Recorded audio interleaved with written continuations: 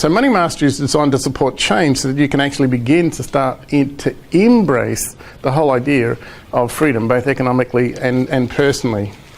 But what we've got is an error detection device. Just like that thing went 1 millimetre more than it did, and now I'm on high alert. My foot went 1 more millimetre than it was supposed to go. Now I'm on high alert. There's a little pebble there. Now my brain is on high alert. I hear a sound. Now my brain is on high alert. Something out of the ordinary puts my brain into high alert. So here you say, I have a desire for financial freedom, or whatever. I have a desire to achieve, I have a desire for this. Now you try and put that thought from your conscious mind, let's say on the, the further aside from me, from your conscious mind. Now you're going to try and put that into your subconscious mind, because that's where all the energy is. That's where the workforce is in the subconscious mind. But right between your conscious mind and your subconscious mind is this filtering mechanism. It's actually called your critical faculty.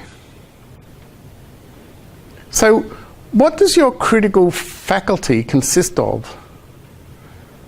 A whole bunch of disowned selves and a whole bunch of primary selves. And if you try and put this thought through this conscious mind into the subconscious mind, I want to be financially free, the subconscious mind checks for a program.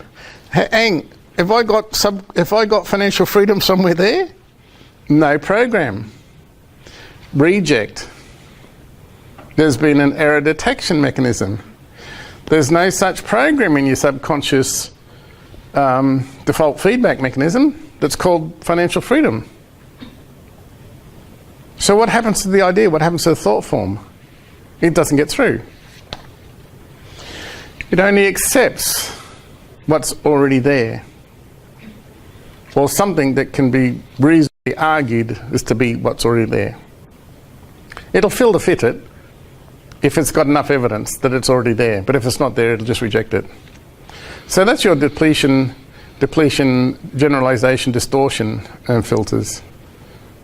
And so your primary cells don't like change, and so they will avoid it wherever possible. So what happens if your primary cells are sitting over here and they're just running the whole roost? And you say, I want to be free. No such program over here. So they'll detect an error. And anything that's detecting error is now going to create a fear response, because it sends the error up to the amygdala, and the amygdala in your brain is that, like, a couple of little almond-shaped things that are basically responsible for the fight, flight, fear, freeze.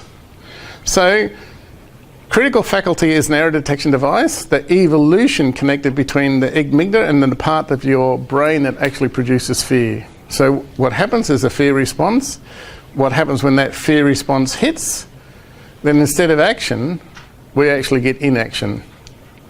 Because then that filter produces the inaction. Don't go there, it's too dangerous, it won't work out, you won't be safe, blah, blah, blah, blah. And nothing takes place.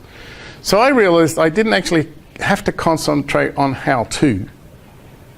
I didn't actually have to know. I didn't actually have to know how of my first $1 million. What I had to develop is veto power of anything that was actually distracted me from forward progress. I'd figure it out as I went. I didn't have to know the answers. I also had to become a better administrator of time. I had time just like anybody else had time. 24 hours a day, 7 days a week, 365 days a year. Nobody actually has more time. You can't save time. You can just administer it more effectively or more efficiently. So, and I had to deepen my codes and my foundations, my money codes and the money foundations, because, basically what could my parents teach me? They both deaf mutes, worked on an assembly line at General Motors. They couldn't teach me the ways of the world, they didn't know. And develop mastery of the exchange of value.